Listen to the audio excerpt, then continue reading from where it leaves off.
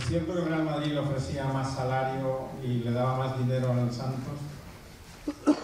Y si en algún momento influyeron su madre o su padre en que se viniera a Barcelona.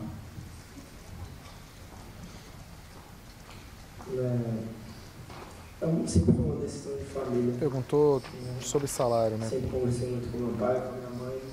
Aí a gente decidiu junto. Claro que a última palavra sempre é a minha. E não só eu, mas com minha família, a gente nunca foi por dinheiro. Desde pequeno eu fui assim. Meu pai sabe muito bem disso, ele que sempre me conduziu.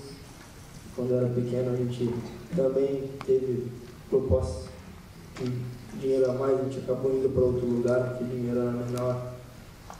Na verdade, não era nem dinheiro, era só cesta básica. E hoje foi mais um capítulo que vocês viram que a gente não vai por dinheiro, né? Claro que dinheiro é bom e tudo, mas a gente tem que estar feliz.